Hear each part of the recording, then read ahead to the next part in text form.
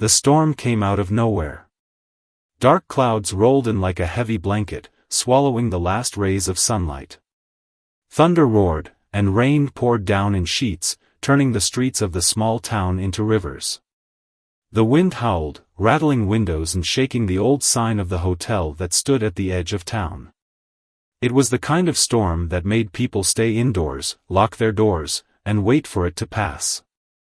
Inside the hotel, the owner sat by the fireplace, sipping a cup of tea. She was a woman in her late 50s, with kind eyes and a warm smile. Her hotel wasn't fancy, but it was clean and welcoming, a place where travelers could find comfort after a long journey. She had always believed in helping those in need, no matter who they were. That's why, when the knock came at the door, she didn't hesitate to answer it. The staff exchanged worried glances. "Ma'am, it's late," one of them said. "And the storm, it's not safe." But the owner shook her head. "If someone's out there in this weather, they need help," she said firmly. She walked to the door and opened it. Standing there was a man, drenched from head to toe. His clothes were torn, and his face was hidden under a hood. He shivered uncontrollably, his hands clutching a small, tattered bag. He looked like he hadn't eaten in days. "Please," he whispered, his voice barely audible over the storm. "I need a place to stay." The owner didn't ask questions. She stepped aside and gestured for him to come in. "You're welcome here," she said. "Let's get you warm and dry." The staff hesitated, but they followed her lead. They brought the man a towel, a change of clothes, and a hot meal. He ate quietly, his eyes darting around the room as if he was expecting something, or someone, to appear at any moment. The owner noticed his unease but didn't press him. "You can stay in one of the rooms upstairs," she said gently. "Rest as long as you need." The man nodded but said nothing. He followed her up the creaky staircase to a small room at the end of the hall. The room was simple but cozy, with a bed, a chair, and a window that overlooked the stormy night. "Thank you," the man said softly as he stepped inside. He turned to the owner, his eyes meeting hers for the first time. There was something strange about his gaze, something ancient and knowing, as if he had seen things no human ever could. The owner felt a chill run down her spine, but she smiled. "Sleep well," she said before closing the door. That night, the hotel was unusually quiet. The storm raged outside, but inside, there was an eerie stillness. The owner tried to sleep, but something kept her awake. She tossed and turned, her mind racing with thoughts of the mysterious man. Then, around midnight, she heard it, a faint sound, like a whisper, coming from the man's room. She sat up, her heart pounding. The sound grew louder, more urgent. It wasn't a whisper anymore. It was a voice, speaking in a language she couldn't understand. She got out of bed and walked to the man's room, her footsteps echoing in the empty hallway. She knocked softly on the door. "Is everything all right?" she asked. There was no answer. She opened the door slowly, peeking inside. The room was empty. The bed was neatly made, as if no one had slept there at all. The window was open, and the curtains fluttered in the wind. But that wasn't the strangest part. On the bed, in the center of the pillow, was a small, metallic object. It was unlike anything she had ever seen, smooth and shiny, with strange symbols etched into its surface. She picked it up, her hands trembling. It was warm to the touch, as if it had a life of its own. And then, she heard the voice again, this time, inside her head. "Thank you," it said. "You have shown kindness where others would not. But this is only the beginning." The owner dropped the object, her breath catching in her throat. She looked around the room, but there was no one there. The storm outside had stopped, and the night was silent. She didn't know it yet, but her life, and the fate of humanity, was about to change forever. The owner sat in her small office, the strange metallic object resting on the desk in front of her. The morning sunlight streamed through the window, casting a warm glow on the room, but she felt anything but warm. Her mind was racing, replaying the events of the previous night over and over again.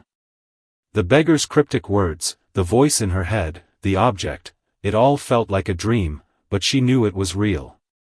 She picked up the object again, turning it over in her hands.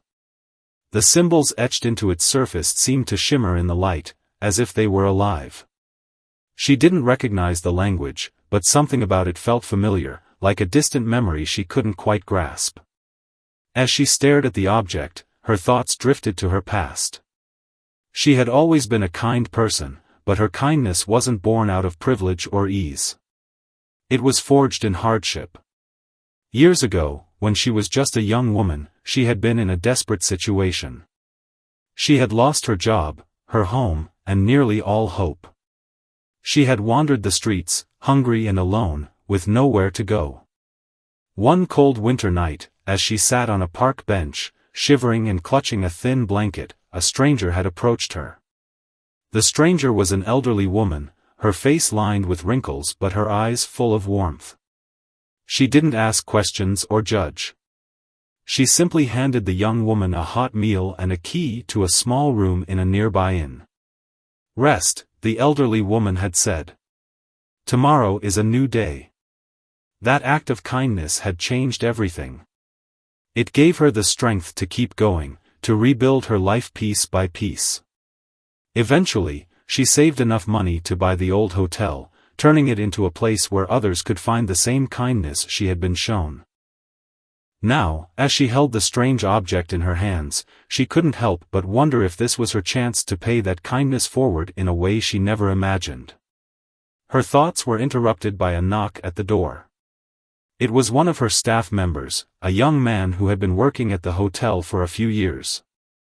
"Ma'am, are you all right?" he asked, concern etched on his face. "You look like you haven't slept."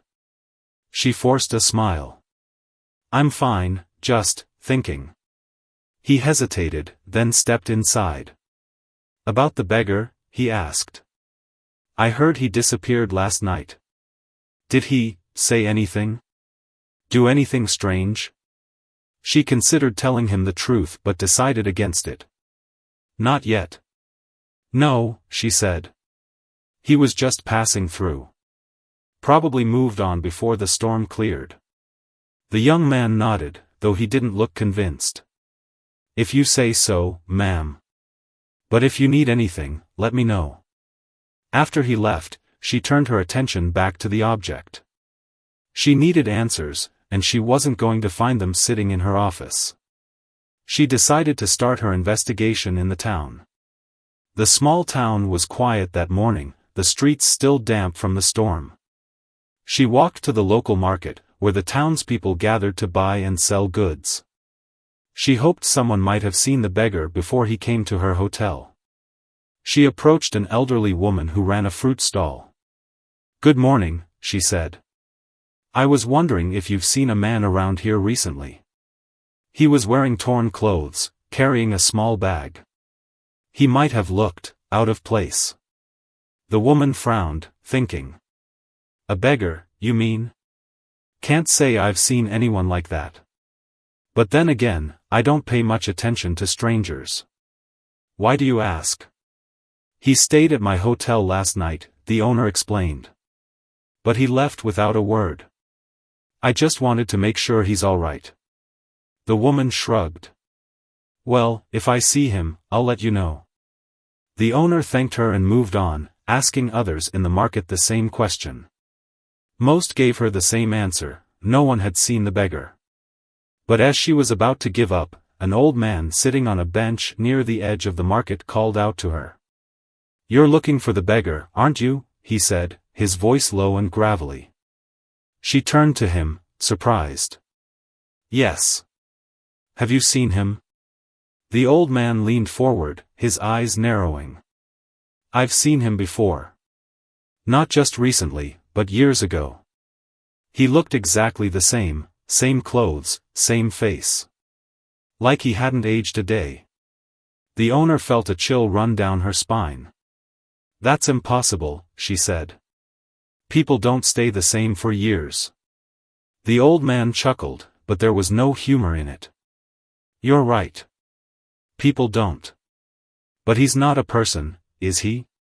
Before she could respond, the old man stood up and walked away, leaving her standing there, her mind racing with questions. The owner stood frozen in the market, watching the old man disappear into the crowd. His words echoed in her mind, he's not a person, is he? She felt a mix of fear and curiosity, a strange pull to uncover the truth, no matter how unsettling it might be. She decided to follow the old man, weaving through the market until she caught sight of him again. He was walking slowly, his head down, as if lost in thought. She quickened her pace, catching up to him just as he turned down a narrow alley. "Wait," she called out. "Please, I need to know more. What did you mean when you said he's not a person?" The old man stopped and turned to face her. His eyes were sharp, piercing, as if they could see right through her. "You're meddling in things you don't understand," he said. "Some secrets are better left buried." "But I need to know," she insisted. "He stayed at my hotel. He left something behind. Something strange. I can't just ignore it." The old man studied her for a moment, then sighed. "Fine. But don't say I didn't warn you." He gestured for her to follow him. They walked in silence, the narrow streets of the town giving way to older, more neglected buildings. The air grew heavier, the sunlight dimmer, as if they were stepping into a different world. Finally, they reached a small, run-down house at the edge of town. The old man unlocked the door and led her inside.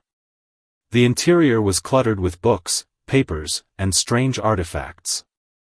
Dust covered every surface, and the air smelled of age and neglect. The old man motioned for her to sit at a small table, then disappeared into another room. When he returned, he was carrying a large, leather-bound book. He placed it on the table and opened it to a page filled with handwritten notes and sketches. The sketches depicted strange symbols, the same symbols she had seen on the metallic object. "What is this?" she asked, her voice barely above a whisper. "This," the old man said, "is the history of our town. A history most people have forgotten, or chosen to ignore." He began to tell her a story, one that sent chills down her spine. Decades ago, the town had been a quiet, peaceful place. But then, strange things started happening. People reported seeing lights in the sky, hearing voices in the night, and finding objects they couldn't explain. Some claimed to have seen a man who looked like the beggar, always appearing during times of trouble and disappearing just as quickly. The townspeople called him the Watcher, the old man said. They believed he was sent to observe us, to test us. But no one knew who sent him, or why. The owner listened intently, her mind racing. "And you think the beggar who stayed at my hotel is the same Watcher?" The old man nodded. "I've seen him before, just like I told you. He doesn't age. He doesn't change. And every time he appears, something strange happens." "Like what?" she asked. The old man hesitated, then flipped through the book until he found a page with a list of dates and events. People disappearing. Strange illnesses. Crops failing for no reason. And always, the Watcher is there, watching. The owner felt a knot tighten in her stomach. But why? What does he want? "That's the question, isn't it?" the old man said. "Some say he's here to judge us. Others think he's looking for something, or someone." The owner thought about the object the beggar had left behind. "What about this?" she asked, pulling it out of her pocket. "Do you know what it is?" The old man's eyes widened as he took the object from her. He examined it closely, his hands trembling. "I've never seen anything like this," he admitted. "But if the Watcher left it for you, it must be important." He handed it back to her, his expression grave. "Be careful," he said. "The Watcher's presence is never a coincidence. If he chose you, there's a reason. And whatever it is, it won't be easy. The owner nodded, her mind swirling with questions. She thanked the old man and left his house, the object clutched tightly in her hand. As she walked back to the hotel, she couldn't shake the feeling that she was being watched. That night, she decided to examine the object more closely. She sat in her office, the object on the desk in front of her, and tried to make sense of the symbols. They seemed to shift and change under the light, as if they were alive. Suddenly, the object began to glow. A soft, blue light emanated from it, filling the room. The owner gasped as the light formed a holographic image, a map of the town, with a glowing spot in the forest just outside its borders. Her heart raced as she realized what it was, a location. The Watcher, or whoever he was, wanted her to go there. The owner stared at the holographic map hovering above the metallic object, her heart pounding in her chest. The glowing spot in the forest pulsed faintly, as if calling to her. She knew she had to go there, but the thought filled her with both excitement and dread.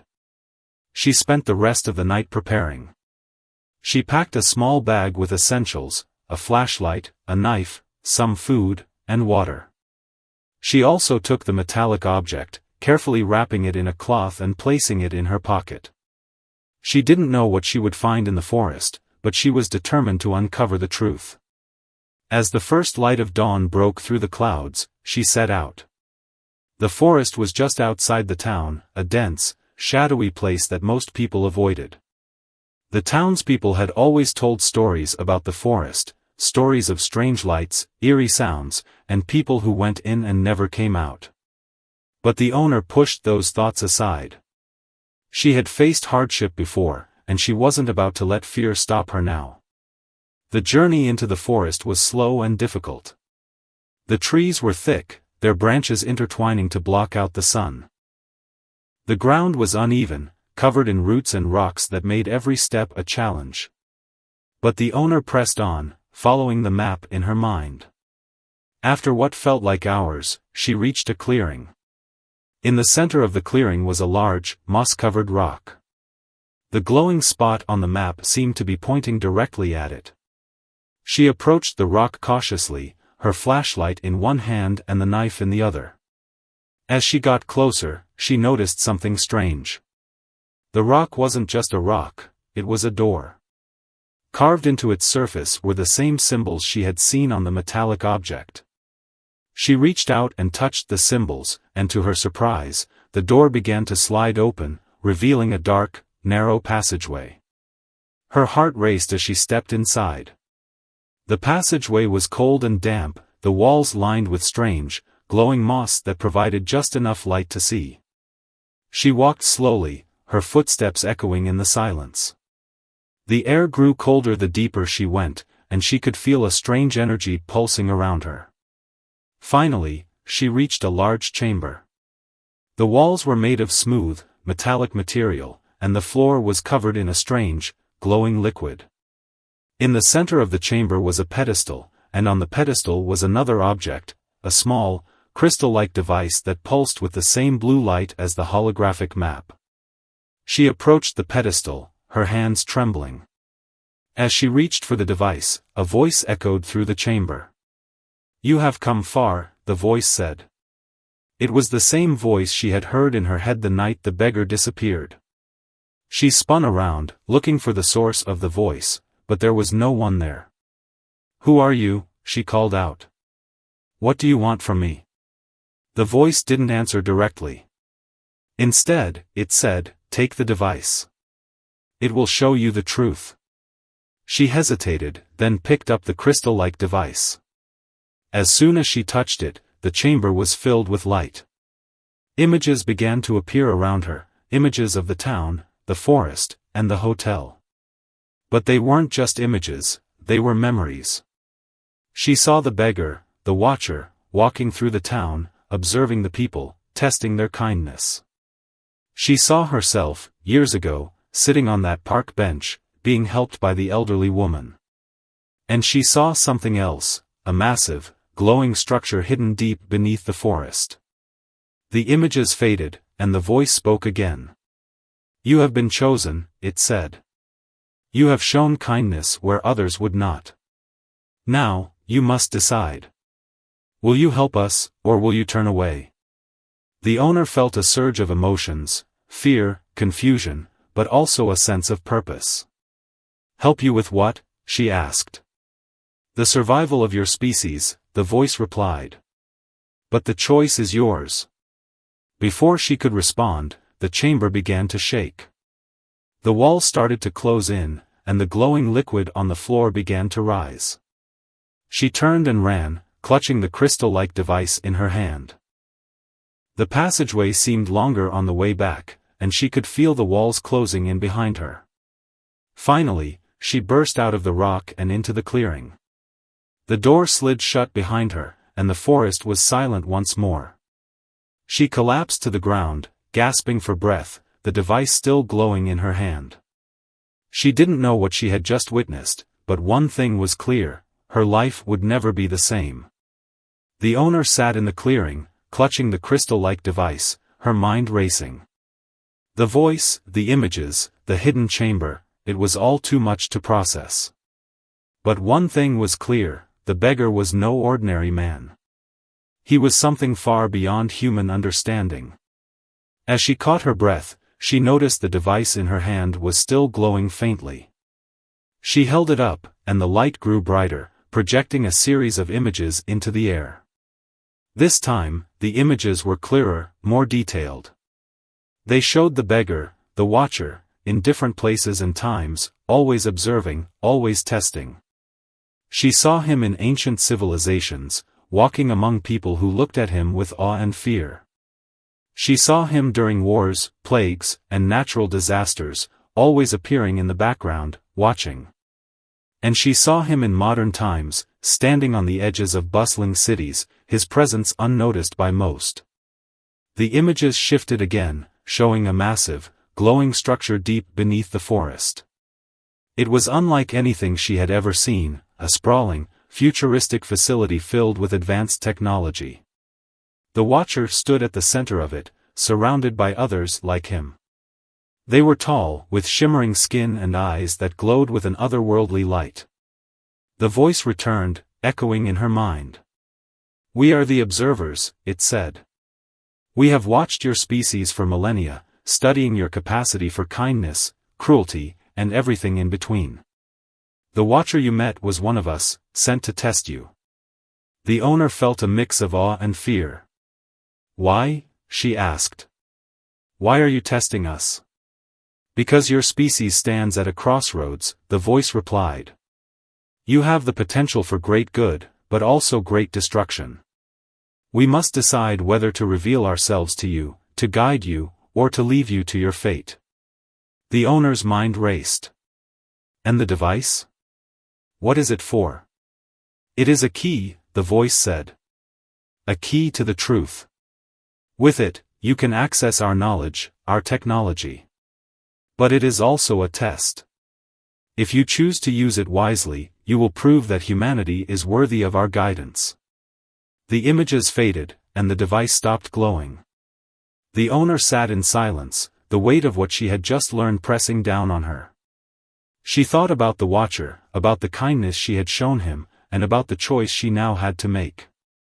She knew she couldn't keep this to herself. The truth was too big, too important.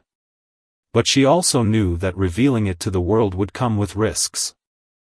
People might panic, or worse, they might try to exploit the technology for their own gain. She decided to start small. She would share the truth with someone she trusted, someone who could help her make the right decision.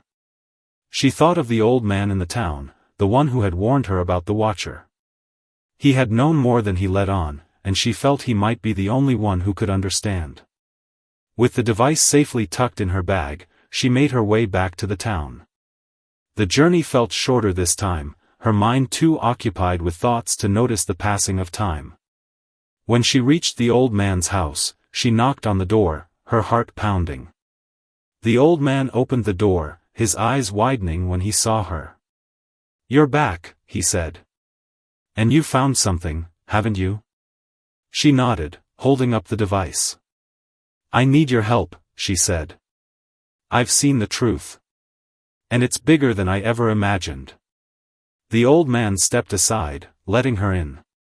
Tell me everything, he said. The old man's house was dimly lit, the air heavy with the scent of old books and dust. The owner sat at the table, the crystal-like device glowing softly in front of her. The old man listened intently as she recounted everything, the hidden chamber, the holographic images, the voice, and the truth about the Watcher and the observers. When she finished, the old man leaned back in his chair, his expression a mix of awe and concern. I always suspected there was more to the Watcher, he said. But this is beyond anything I could have imagined. The owner nodded. I don't know what to do, she admitted. The device is a key to their knowledge, their technology. But it's also a test. If I use it wisely, I can prove that humanity is worthy of their guidance. But if I misuse it, it could lead to chaos, the old man finished. People might panic, or worse, they might try to exploit this technology for their own gain. Exactly, she said.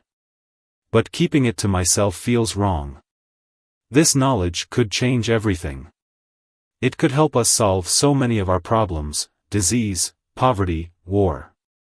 But it could also create new ones. The old man was silent for a moment, his eyes fixed on the device. Then he spoke, his voice low and thoughtful. You've been chosen for a reason, he said. The Watcher saw something in you, kindness, compassion, a willingness to help others. That's why he left the device with you. He believes you can make the right choice. But what is the right choice, she asked. Should I reveal the truth to the world? Or should I keep it hidden? The old man shook his head. I can't answer that for you. But I can tell you this, whatever you decide, you can't do it alone. You'll need help, people you can trust, people who understand the stakes. The owner thought for a moment. What about you? She asked. You know more about the Watcher than anyone else. Will you help me? The old man hesitated, then nodded. I've spent my life studying the strange things that happen in this town. I've always wanted to know the truth. Now that I do, I can't turn away. I'll help you. Relief washed over her. Thank you, she said. But where do we start? The old man stood up and walked over to a bookshelf, pulling out a large, dusty tome. He placed it on the table and opened it to a page filled with sketches and notes. This is everything I've collected about the Watcher and the strange occurrences in this town, he said. It's not much, but it's a start. As they pored over the book, the owner felt a renewed sense of purpose. She wasn't alone anymore. Together, they could figure out what to do next. But as the hours passed, she couldn't shake the feeling that time was running out.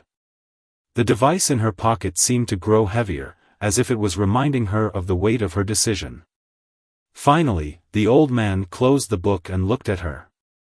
There's one more thing you should know, he said. The Watcher didn't just appear in this town. He's been seen in other places, too. And wherever he goes, strange things happen. If you're going to reveal the truth, you'll need to be prepared for the consequences. The owner nodded. I know, she said. But I can't keep this to myself. The world deserves to know. The old man smiled faintly. Then it's settled. We'll start by gathering the people you trust most. We'll explain everything to them and decide together how to move forward. As they made their plans, the owner felt a mix of fear and hope. She didn't know what the future held, but she knew one thing for certain: the choice she made would change everything. The owner sat in the small meeting room of her hotel, the crystal-like device placed in the center of the table. Around her sat a handful of people she trusted, her most loyal staff members, the old man, and a few close friends from the town. They had all been called here under the promise of an important discussion, but none of them knew what to expect. She took a deep breath, her hands trembling slightly as she began to speak. "Thank you all for coming," she said. "What I'm about to tell you will sound unbelievable, but I need you to keep an open mind. This isn't just about me, it's about all of us, and possibly the future of humanity." She started from the beginning, recounting the night the beggar arrived, the strange occurrences at the hotel, and her journey into the forest. She told them about the hidden chamber, the observers, and the device that now sat on the table. As she spoke, she could see the disbelief on their faces, but no one interrupted. They listened, their expressions shifting from skepticism to awe as the story unfolded. When she finished, the room was silent. Finally, one of her staff members, a young woman who had worked at the hotel for years, spoke up. "So, you're saying that the beggar was an alien? And this device is some kind of key to their technology?" The owner nodded. "Yes. And they've been watching us for a long time, testing us. Now, they've given us a choice. We can use this knowledge to prove that humanity is worthy of their guidance, or we can ignore it and let them decide our fate on their own." The old man leaned forward, his voice calm but firm. "This isn't just about the device," he said. "It's about what we do with it. If we reveal the truth to the world, it could change everything. But it could also cause panic, greed, and chaos. We need to think carefully about how to proceed."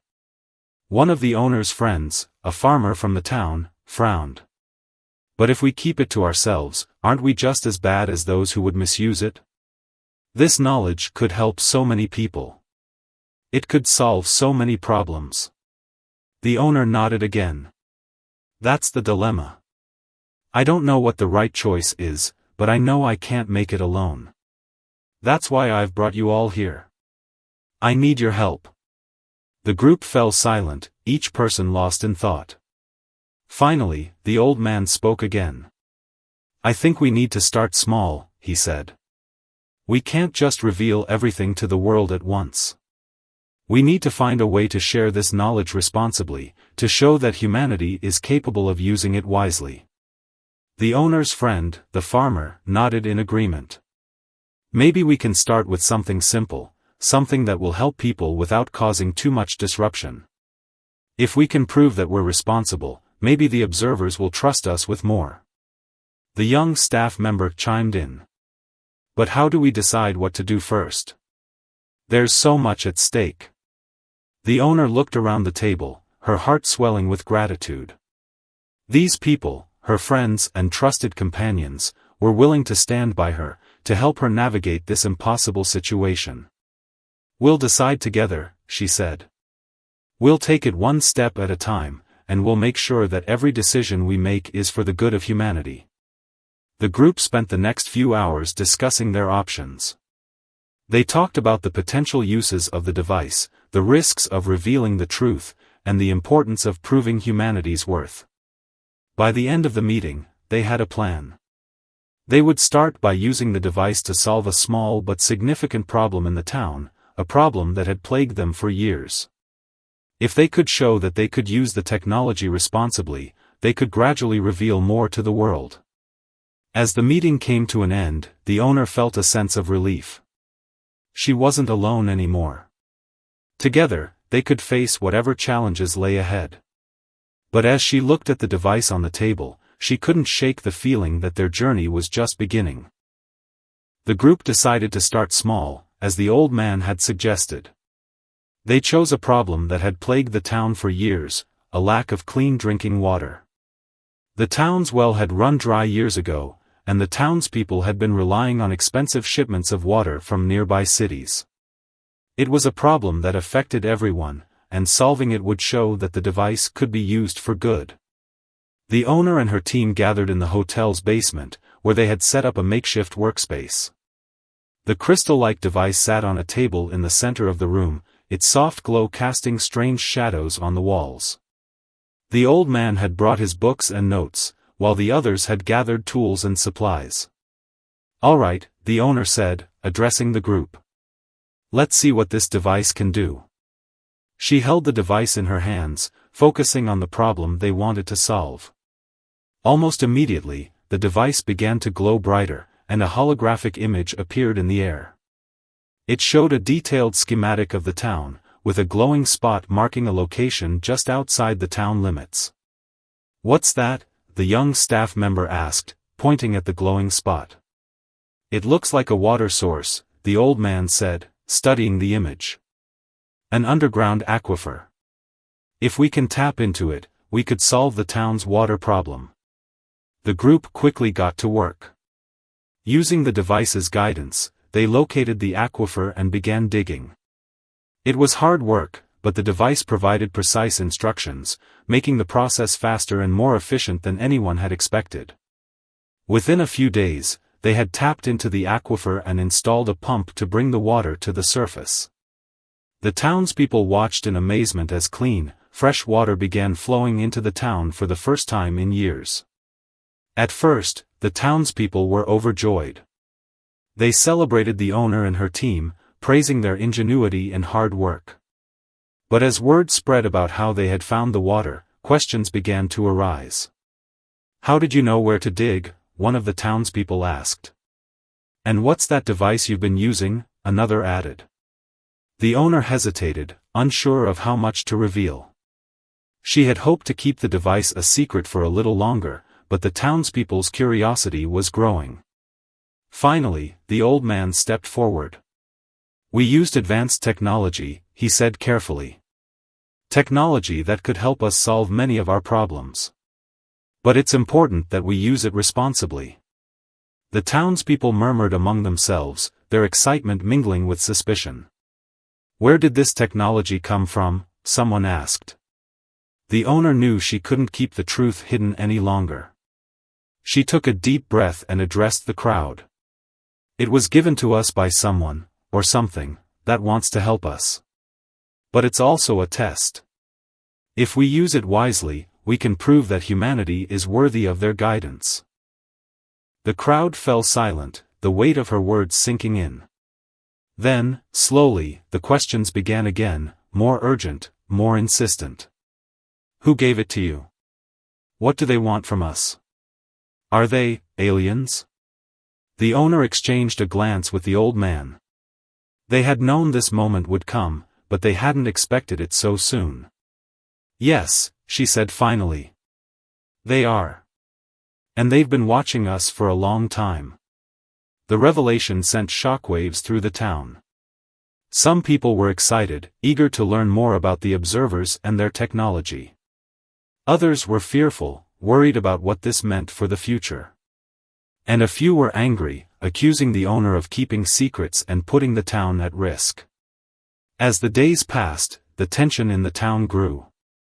The owner and her team tried to reassure everyone, but it was clear that the truth had changed things in ways they couldn't control. One night, as the owner sat in her office, the old man came to see her. "We knew this would happen," he said. "But we can't let fear stop us. We have to keep moving forward." The owner nodded, but she couldn't shake the feeling of unease. The device had given them the power to change the world, but it had also brought new challenges they weren't sure they were ready to face. The days following the revelation were tense. The town was divided. Some people were excited about the possibilities the device offered, while others were fearful of what it meant for their future. The owner and her team worked tirelessly to address everyone's concerns, but the weight of responsibility was heavy. One evening, as the owner sat in her office, the crystal-like device began to glow again. This time, the holographic image that appeared was not a map or a schematic, but a message. The voice of the observers echoed in her mind. "You have taken the first step," it said. "But the true test is yet to come. Will you use this knowledge to unite, or will you let fear and greed divide you?" The owner knew what she had to do. She called a town meeting, inviting everyone to gather in the square. As the townspeople arrived, she stood on a makeshift stage, the device in her hands. "I know many of you are scared," she began, her voice steady but filled with emotion. "I was scared too when I first learned the truth. But fear shouldn't control us. This device, this knowledge, it's a gift. But it's also a responsibility. We have the power to change our lives for the better, but only if we work together. She held up the device, its soft glow illuminating the faces of the townspeople. The observers are watching us. They want to see if we can use this technology wisely, if we can prove that humanity is capable of kindness, cooperation, and progress. This isn't just about us, it's about the future of our entire species. The crowd was silent, listening intently. The owner continued, "We've already taken the first step by solving our water problem. But there's so much more we can do. We can improve our farms, our schools, our hospitals. We can create a better life for everyone. But we can't do it if we're divided. We need to trust each other, to work together, and to remember that we're all in this together." As she spoke, she could see the tension in the crowd begin to ease. People nodded, their expressions shifting from fear to hope. The old man stepped forward, addressing the crowd. "She's right," he said. "This is our chance to show the observers, and ourselves, what we're capable of. Let's not waste it." The townspeople began to murmur among themselves, their voices filled with determination. Slowly, they started to come forward, offering their ideas and their support. The owner felt a surge of hope. They were ready to move forward, together. Over the next few weeks, the town transformed. Using the device, they improved their farms, increasing their crop yields and ensuring that no one went hungry. They built new schools and hospitals, using the advanced technology to create better facilities for everyone. And most importantly, they worked together, setting aside their differences and focusing on their shared goals. The owner watched it all with pride, but she knew their journey wasn't over.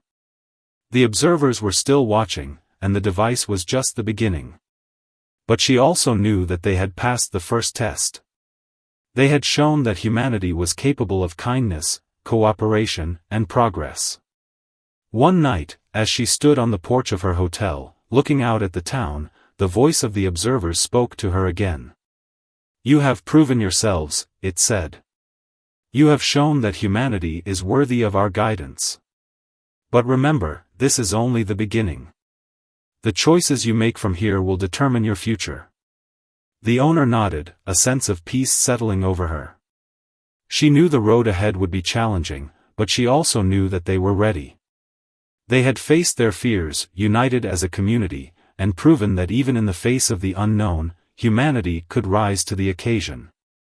As she looked up at the stars, she felt a deep sense of gratitude, for the observers, for the device, and for the people of her town. They had all taught her something important, that in a world full of unknowns, the simplest act of kindness could change everything.